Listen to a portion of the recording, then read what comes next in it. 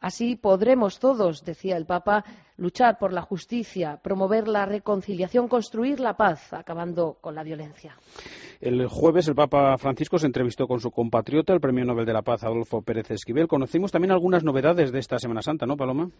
Sí, además de esta visita importante en el sentido de que este Premio Nobel Pérez Esquivel, bueno, pues podemos decir que ha sido un hombre enfrentado a la Iglesia tradicionalmente, pero en los últimos días ha sido el máximo defensor del papel del cardenal Bergoglio, cuando no era ni siquiera obispo, en la dictadura argentina, la dictadura de Videla, como sabéis.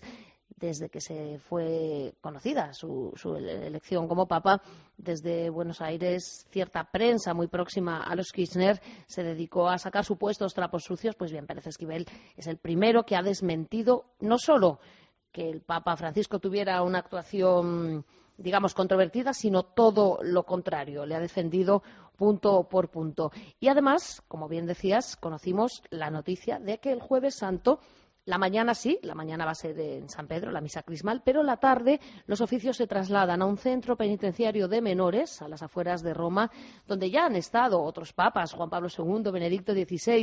La diferencia es que el Papa Francisco celebrará allí el lavatorio de los pies. A 12 chavales les celebrará, les lavará y besará los pies, como hizo Jesucristo con los apóstoles. Todo un gesto que ha sido recibido en este centro, en el Casal del Mármol, con alborozo, un poco de incredulidad, pero con mucha, mucha alegría. Y recordamos, si te parece, por último, que el viernes el Papa recibió al cuerpo diplomático acreditado ante la Santa Sede con un discurso importante. Sí, en el que de alguna manera marcó su programa, al menos en política exterior, si se puede decir así, la lucha contra la pobreza, tanto material como espiritual, decía el Papa Francisco, edificar la paz y construir puentes. Son los puntos de referencia de este camino, al cual invitaba a unirse a todos los representantes del cuerpo diplomático, a cada uno de los países que ellos representaban, y añadió: si no aprendemos a amar cada vez más a nuestra tierra, es un camino difícil. Así lo explicaba, dejando muy claro que cuando el Papa habla de iglesia pobre no se refiere solamente a pobre de dinero, sino a pobreza de espíritu. He apreciado mucho la presencia durante la misa de inicio de mi ministerio de tantas autoridades civiles y religiosas del mundo islámico. Y también es importante intensificar la relación con los no creyentes para que nunca prevalezcan las diferencias que separan y laceran. El Papa Francisco subrayó su papel como obispo de Roma pontífice, es decir, que construye puentes, y por eso esa insistencia en el diálogo para que entre todos los hombres podamos construir puentes, no con un enemigo, sino con un hermano. Paloma García Ovejero, corresponsal en Roma y el Vaticano. Estaremos hoy pendientes del segundo rezo del Ángelus del Papa. Gracias y buenos días. Buenos días.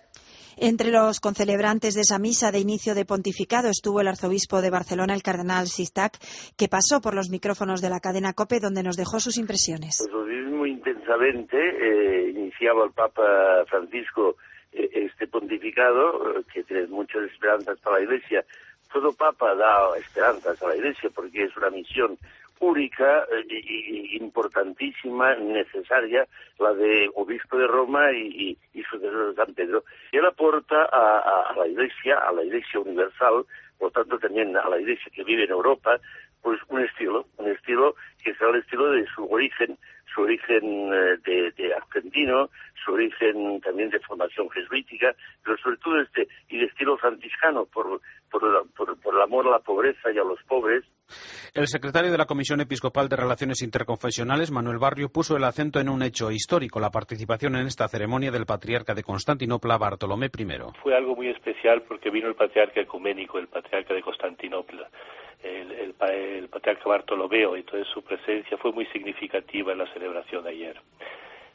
Sabemos que la división entre la Iglesia de Occidente y la Iglesia de Oriente ya lleva más de 1000 años, y el gesto de ayer de la presencia del patriarca ecuménico fue muy significativo. Yo creo que hemos adelantado mucho y hay muy buenas relaciones personales, tanto con las comunidades judías como con los musulmanes y con los ortodoxos. A veces hay situaciones que son un poco más difíciles. Tenemos un gran auge ahora todo con el tema de la inmigración, de muchas personas que vienen de otros países con otras y que pertenecen a otras iglesias o otras religiones. Entonces yo creo que es un momento muy importante y se están dando pasos significativos. A primera hora de la mañana del martes, el Papa Francisco llamó por teléfono al rector de la Catedral de Buenos Aires para transmitir un saludo a los fieles presentes que se habían congregado en la Plaza de Mayo, frente a la Catedral Metropolitana, donde pudieron escuchar estas palabras de su compatriota desde el Vaticano. Allí eran las 3:30 de la mañana. Sé que están rezando. Gracias por las oraciones. Gracias por haberse reunido a rezar. Es tan lindo rezar, porque es mirar hacia el cielo, mirar a nuestro corazón y saber que tenemos un Padre bueno que es Dios. Gracias por eso. Cuidémonos los unos a los otros. Cuídense entre ustedes.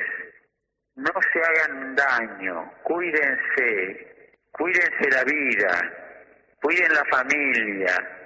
Cuiden la naturaleza. Cuiden a los niños. Cuiden a los viejos, que no haya odio, que no haya pelea, dejen de lado la envidia, no le saquen el cuero a nadie, dialoguen, que entre ustedes este deseo de cuidarse vaya creciendo en el corazón y acérquense a Dios. Dios es bueno, Dios siempre perdona, Dios comprende, no le tengan miedo, Dios es Padre. Desde Argentina, el corresponsal de COPE, Ernesto Coco, nos cuenta cómo se han vivido estos días desde la elección del cardenal Bergoglio para suceder a Benedicto XVI. La elección del nuevo pontífice fue uno de los momentos, si no el que más, de mayor sorpresa, emoción y gloria, vivido aquí, casi en el fin del mundo, a donde habían venido a buscar al entonces cardenal Jorge Mario Bergoglio para que se convirtiera en el Papa Francisco.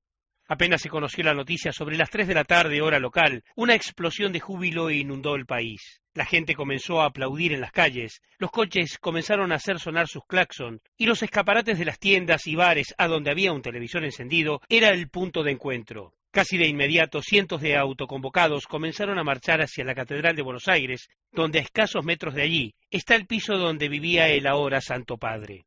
Toda la clase política invadió las redes sociales con mensajes de salutación, a excepción de Cristina Fernández de Kirchner, que no pudo contener su furia por la elección del jesuita argentino como el sucesor de Pedro.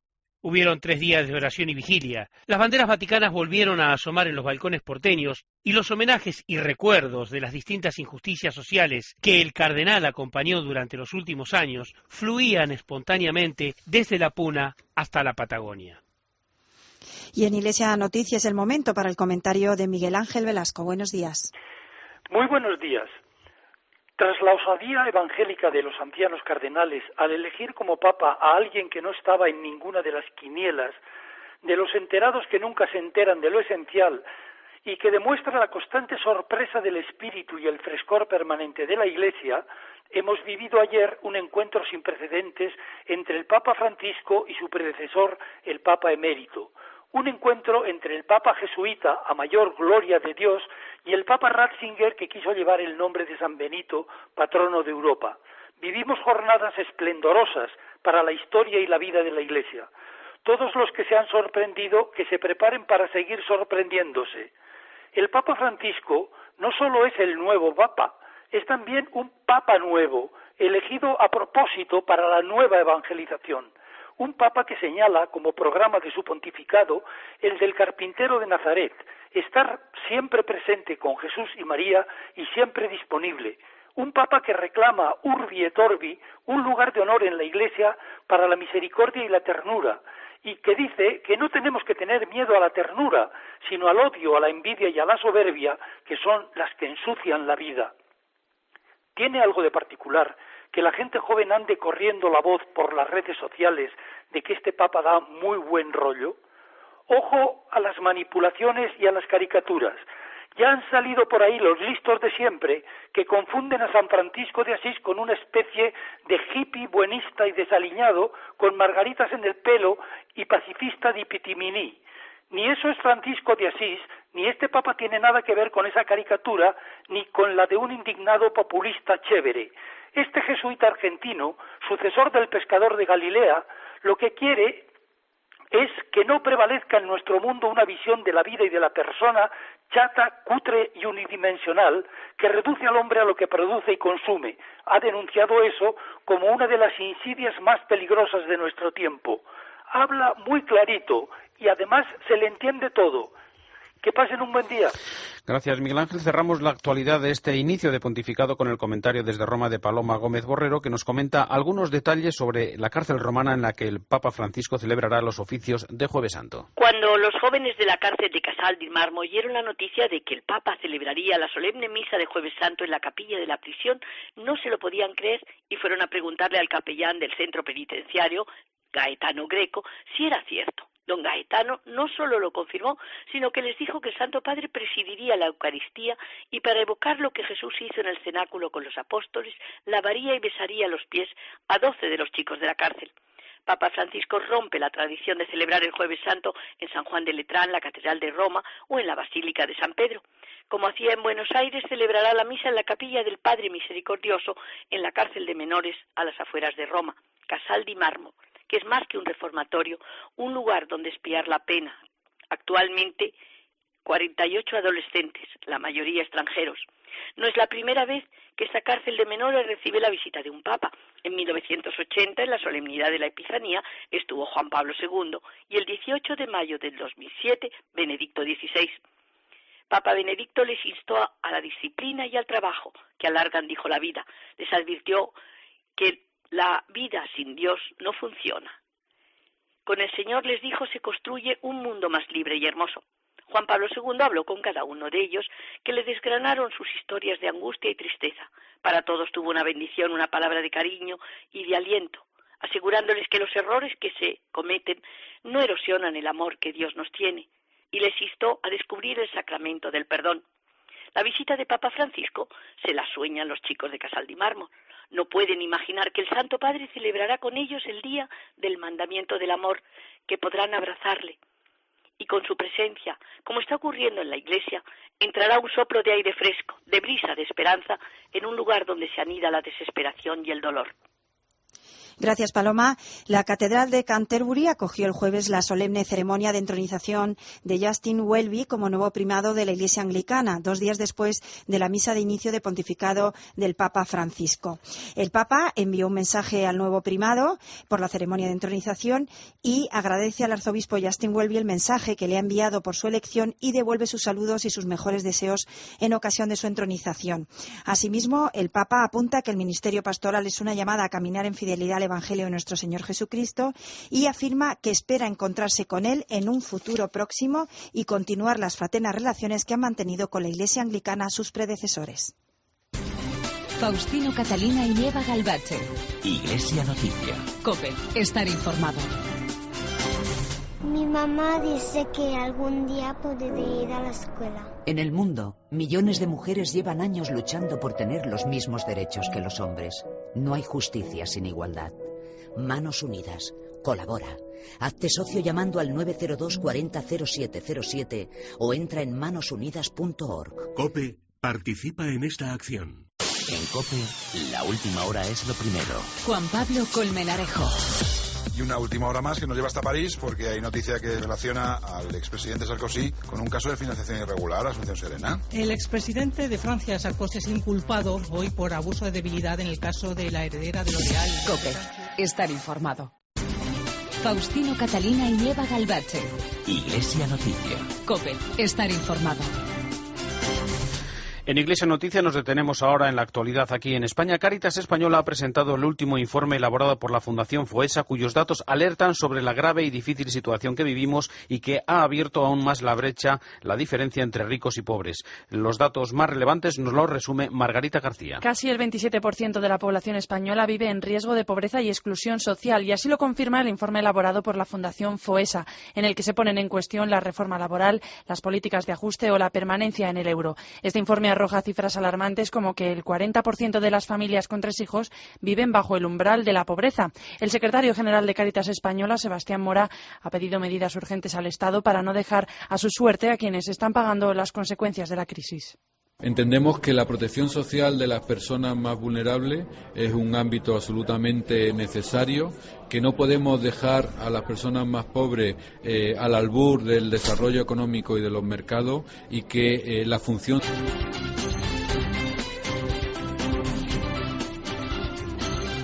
Faustino Catalina y Eva Galvache.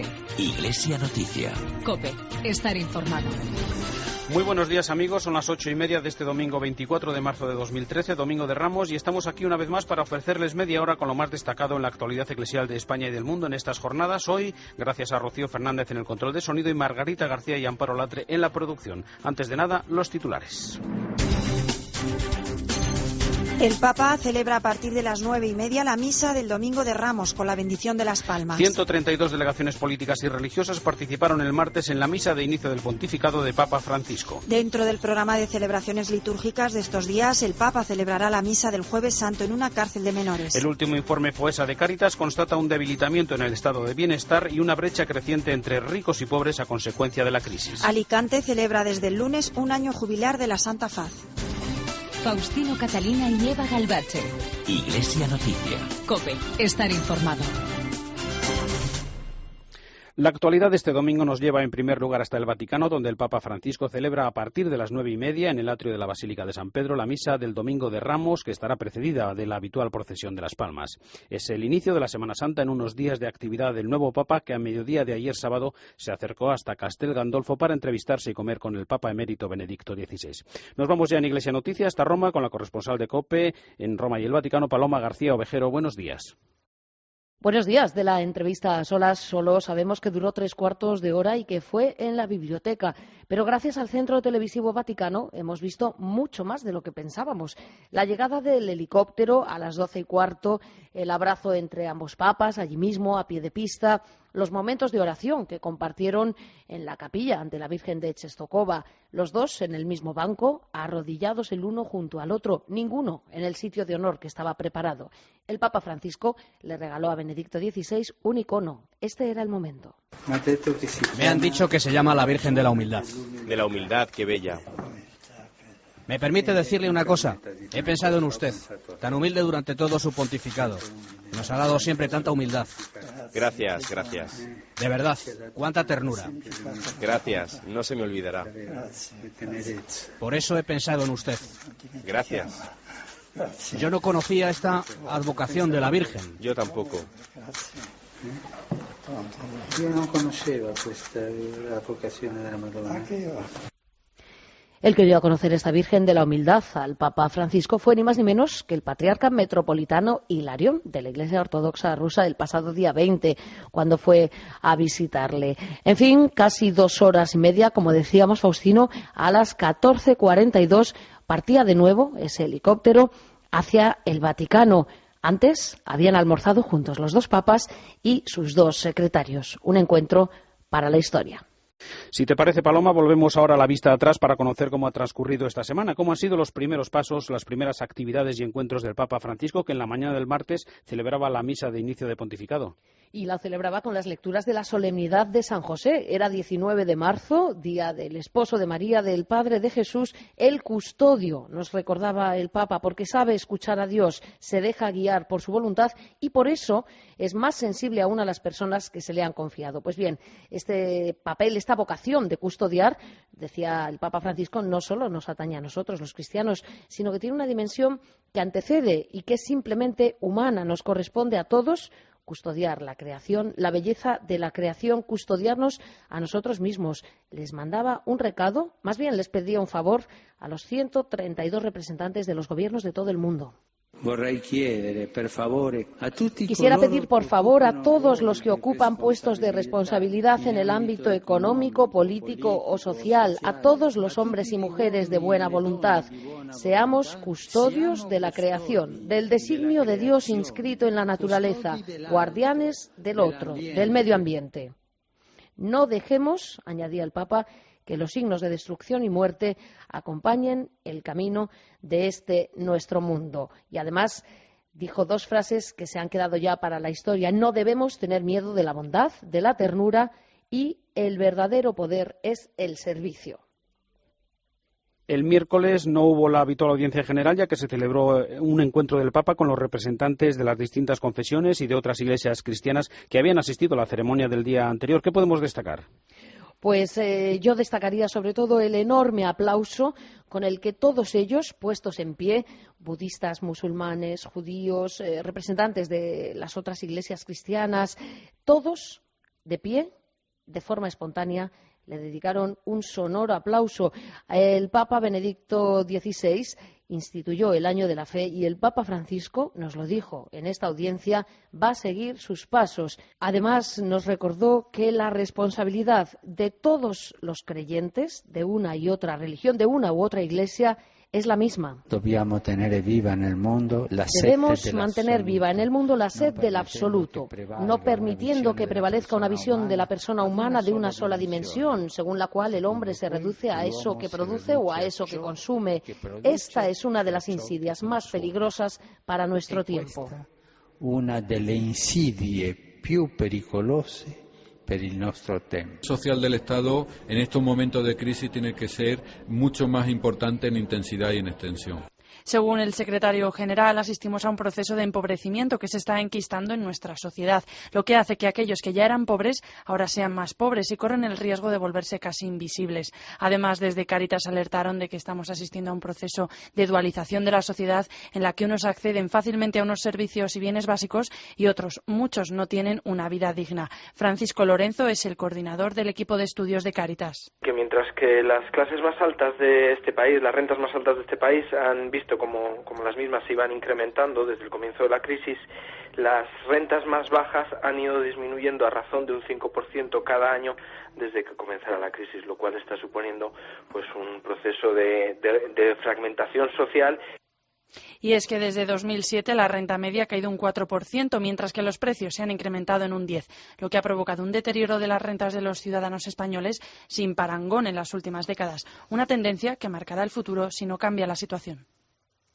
En Alicante se celebra desde el lunes un año jubilar de la Santa Faz que inauguró el obispo de Orihuela, Jesús Murgui, como nos cuenta desde COPE Alicante Beatriz Castaños. Alicante vive desde el pasado lunes un hecho histórico. Durante todo el 2013, la Santa Faz tiene el don de perdonar los pecados de todos los peregrinos que lleguen hasta el templo alicantino, se confiesen, oigan misa y comulguen. Y es que el Papa emérito Benedicto XVI concedió el año jubilar al coincidir el milagro de la lágrima en domingo. Este hecho data del 17 de marzo de 1489 y cuentan que del rostro de la Santa Faz brotó una lágrima. Desde ese momento, la fe y la devoción por la reliquia de una de las capas del sudario del rostro de Jesús han crecido de forma exponencial.